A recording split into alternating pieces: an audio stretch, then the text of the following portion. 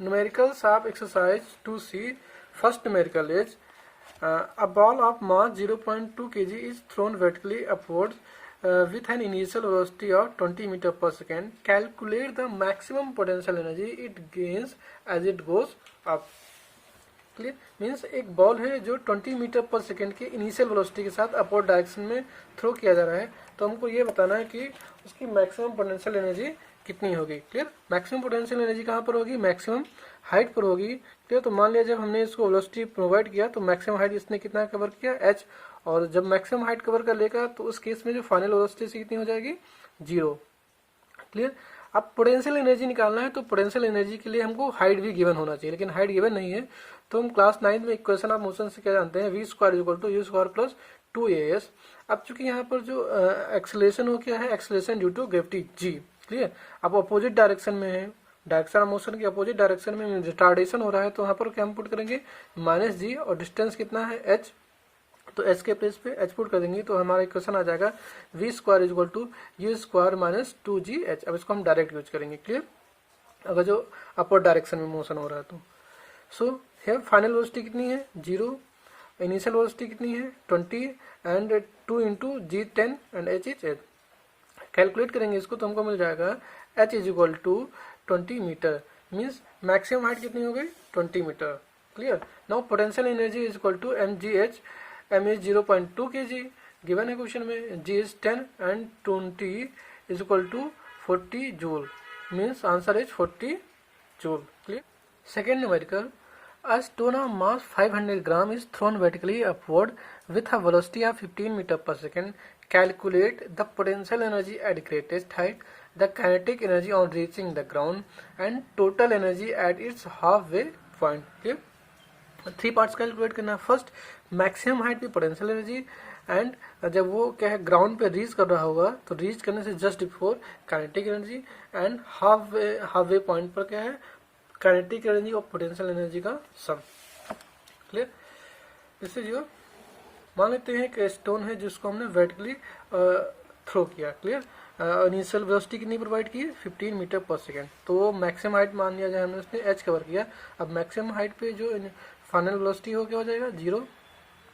तो same condition जैसा हमने फर्स्ट इक्वेशन में बताया था, from equation of motion v² = u² + 2as. Here क्या है, अपवर्ड डायरेक्शन में मोशन हो रहा है तो यहाँ पर -g आ जाएगा, और डिस्टेंस कितना है, h. Means v² = u² - 2gh. अब u की वैल्यू कितनी है, मीन्स इनिशियल वेलोसिटी 15 है, and -2 × g is 10 and h. So 0 = 15² means 225, और ये कितना हो जाएगा, 20h. तो 20h को इधर सेंड किया, मीन्स 20h = 225, h = 225/20. कैलकुलेट करेंगे कितना आ गया, 11.25 metre. Means maximum height is 11.25 metre. So maximum potential energy is equal to mgh. m is mass, mass कितना है, 500 ग्राम. अब हम ग्राम को केजी में चेंज कर लेंगे. क्लियर, तो केजी में चेंज करने के लिए 1000 से डिवाइड करेंगे तो कितना आ जाएगा, 0.5 kg. Means mass is 0.5 kg, and acceleration due to gravity g is 10 and height is 11.25. Calculate करेंगे कितना आ जाएगा, 56.25 जूल. सो यहाँ पर जो मैक्सिमम पोटेंशियल एनर्जी है वो कितना हो जाएगा, 56.25 जूल. क्लियर, अब फिर मुझे बताना है जब ये स्टोन डाउनवर्ड डायरेक्शन में फॉल करने लगा है ना, मैक्सिमम हाइट गेन करने के बाद ये फॉल करेगा तो ग्राउंड से जस्ट बिफोर इसकी काइनेटिक एनर्जी कितनी हो गई. इससे पहले जब हमने आपको पढ़ाया था कि जो मैक्सिमम हाइट पे जो पोटेंशियल एनर्जी होती है वही ग्राउंड से जस्ट बिफोर क्या है, काइनेटिक एनर्जी हो जाती है. ये law of conservation of energy में पढ़ाया गया था. क्लियर, यहाँ पर जो पोटेंशियल एनर्जी है वही किस में कन्वर्ट हो जाता है, काइनेटिक एनर्जी में. Clear, so kinetic energy at ground is equal to potential energy at maximum height. कहाँ से, from law of conservation of energy. Clear, so kinetic energy at ground is equal to maximum potential energy कितनी है, 56.25. इसको हम एक rule से और solve कर सकते थे. क्या करते हैं, यहाँ पर इसकी हम वेलोसिटी फाइंड कर लेते हैं ना. ये जो फॉल कर रहा था तो इस केस में इसकी वेलोसिटी फाइंड कर सकते थे, और वेलोसिटी फाइंड करते हम हाफ mv² का फॉर्मूला लगा कर भी काइनेटिक एनर्जी सॉल्व कर सकते थे. इसको भी हम एक नेक्स्ट क्वेश्चन, थर्ड क्वेश्चन में अप्लाई करेंगे. क्लियर, अब इसी का थर्ड पार्ट देखते हैं. थर्ड पार्ट में क्या निकालना है, total energy at half way level. Clear, total energy at half way level हमने बताया था आपको कि क्या होता है, जो काइनेटिक एनर्जी और पोटेंशियल एनर्जी का हाफ होता है। ये जब हमने आपको पढ़ा रहे थे तो हाफवे पॉइंट पे मीन्स सेंटर पर जो पोटेंशियल एनर्जी और काइनेटिक एनर्जी है वो क्या होता है, हाफ होता है। क्लियर, उनकी एनर्जीज का हाफ होता है means half of mgh half of mgh। तो यही पर यहाँ हम रूल लगा देंगे कि total energy at half is equal to half of kinetic energy plus half of potential energy. Half of kinetic energy 56.25 and potential energy is 56.25/2। Calculate करेंगे कितना आ जाएगा 56.25। क्लियर, अब यहाँ पर भी देख लें जो टोटल एनर्जी है वो किसी भी पॉइंट पर, चाहे वो मैक्सिमम हाइट पे हो या ग्राउंड से जस्ट बिफोर हो या सेंटर पे हो, कितनी है 56.25। Clear. Third numerical, a metal ball of mass 2 kg is allowed to fall freely from rest from a height of 5 metre above the ground. Take g equal to 10 metre per second square. So calculate first part, potential energy possessed by the ball when it is initially at rest, the kinetic energy of the ball just before hit the ground, what happened to the mechanical energy after the ball hit the ground and comes to rest। clear, इसमें एक ball है जो 5 metre ground से 5 metre above पर placed है। Clear, इस condition में rest में है। तो इस पॉइंट पर मुझे क्या है, पोटेंशियल एनर्जी निकालनी है। क्लियर, तो we know that potential energy is equal to mgh, mass is 2 kg, height is 5 metre and g is 10। Values put करेंगे कितना आ जाएगा 100 joule. Means potential energy at this point is 100 joule. अब maximum potential energy है वो क्या है, ground से जस्ट बिफोर कितना हो जाता है, kinetic energy. Clear, law of conservation of energy हमने पढ़ रखा है कि जो मैक्सिमम पोटेंशियल एनर्जी है वो ग्राउंड से जस्ट बिफोर काइनेटिक एनर्जी में चेंज हो जाता है और पोटेंशियल एनर्जी इस पॉइंट पर 0 हो जाती है। मींस यहाँ पर जो काइनेटिक एनर्जी है वो मैक्सिमम पोटेंशियल एनर्जी के इक्वल होगा। So kinetic energy of ball just before it hit the ground is equal to potential energy at maximum height. Clear, so maximum height पे पोटेंशियल एनर्जी कितना है 100 joule. 100 joule हो गया। Clear, अभी इससे पहले हम इसको एक रूल और से सॉल्व कर सकते हैं। क्या करें, जब ये बॉल फॉल कर रहा है तो मान लिया जाए कि ग्राउंड से जस्ट बिफोर इसकी वेलोसिटी कितनी है, v है। क्लियर, तो इसकी हम वेलोसिटी कैलकुलेट कर लें तब भी हम हाफ mv² का फॉर्मूला यूज करके जो है काइनेटिक एनर्जी फाइंड कर सकते हैं। क्लियर, तो we know that v² equal to u² plus 2gh। अब यहाँ पर क्या है, डायरेक्शन ऑफ मोशन और एक्सेलरेशन ड्यू टू ग्रेविटी का डायरेक्शन सेम है तो यहाँ पर प्लस रखेंगे। क्लियर, कंफ्यूज नहीं होना। इससे पहले हमने माइनस पुट किया था, रीजन वो था कि दोनों की डायरेक्शन अपोजिट थी, इसमें डायरेक्शन सेम है इसलिए हम प्लस जी रखेंगे। क्लियर, सो इनिशियल वेलोसिटी कितनी थी, 0 थी। फाइनल वेलोसिटी हमने कितनी v मान रखी है। So v² is equal to final velocity 0, sorry initial velocity 0 plus 2, g is 10 and height is 5 metre. तो v² कितना आ जाएगा 100। क्लियर, या v इक्वल टू 10 लिख सकते हैं। So kinetic energy is equal to half mv², half mh2 and v is 10 square. So calculate करेंगे कितना आ जाएगा 100 जूल, यहाँ भी 100 जूल। तो हम इन दोनों में से किसी भी एक रूल को भी अप्लाई करके जो है ground just before potential energy निकाल सकते हैं। Clear, now the B part में पूछा गया है कि what happen to the mechanical energy after ball hit the ground and comes to rest. Ball जब इस ग्राउंड को हिट करेगा तो क्या है, एक साउंड प्रोड्यूस होगा। क्लियर, एंड साथ में लाइट या हीट भी प्रोड्यूस हो, क्या होगी, हीट। जिससे जब कोई ऑब्जेक्ट एक दूसरे से स्ट्राइक करते हैं तो वहाँ पर हीट प्रोड्यूस होती है। क्लियर, तो ये जो मैकेनिकल एनर्जी है वो साउंड एनर्जी और हीट एनर्जी में कन्वर्ट हो जाएगी। Fourth numerical, the diagram gives below show a sky jumper. A sky jumper weight 60 kg stand at A, यहाँ पर स्टैंड है at the top of the sky jump. He moves from A and takes off his jump to B. यहाँ से move करके क्या करता है, B तक जंप कर जाता है। Then first part, calculate the change in gravitational potential energy of the sky driver between A and B. अब यहाँ किसी हाइट पर है, पोजीशन पर है, तो यहाँ पर एक ग्रेविटेशनल पोटेंशियल एनर्जी होगा और यहाँ पर भी इसके पास में ग्रेविटेशनल पोटेंशियल एनर्जी होगा।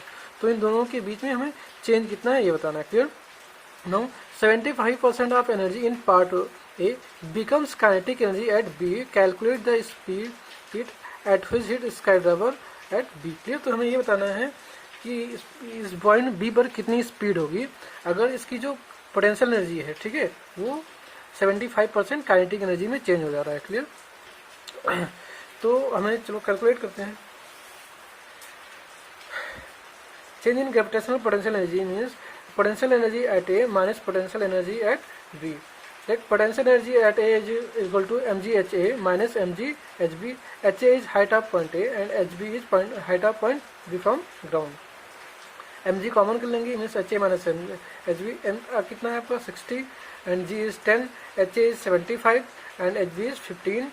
Yeah, 75 minus 15 is 60. 60 into 10 into 60 is 36,000 joule, means 3.6 into 10 power 4 g. Means change in gravitational potential energy in between A and B is 3.6 into 10 power 4 joule. Clear?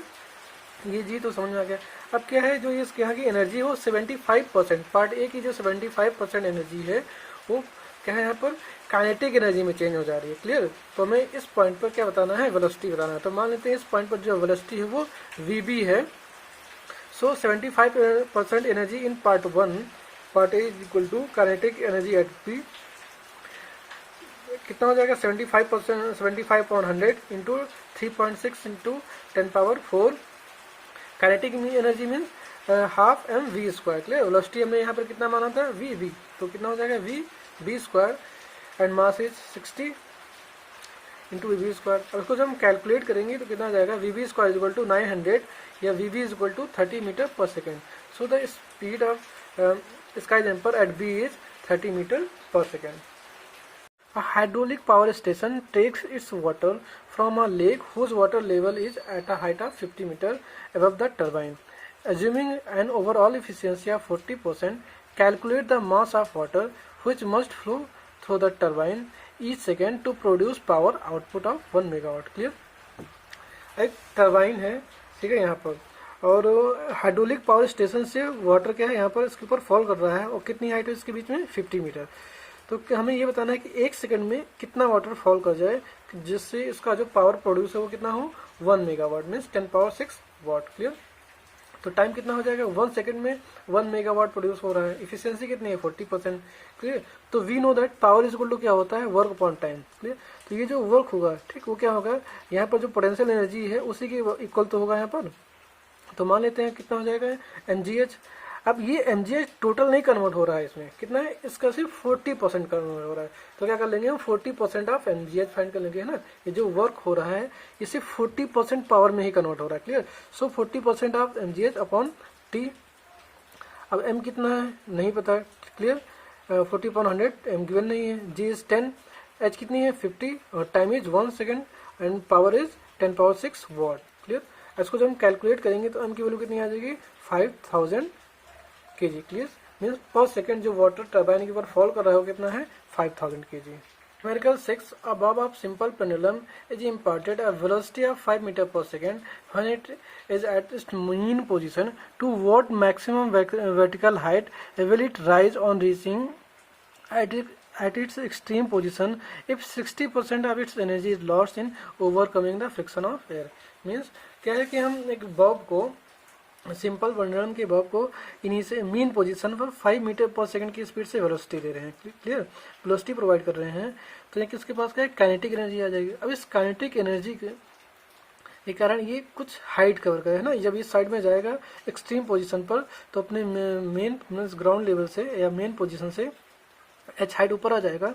ठीक, तो मुझे इस हाइट को calculate करना है. और ये जो हमने यहाँ पर काइनेटिक एनर्जी प्रोवाइड किया उसका 60% क्या है, फ्रिक्शन में लॉस हो जाता है. मेन सिर्फ 40% क्या है, यूजफुल रह जाता है. क्लियर?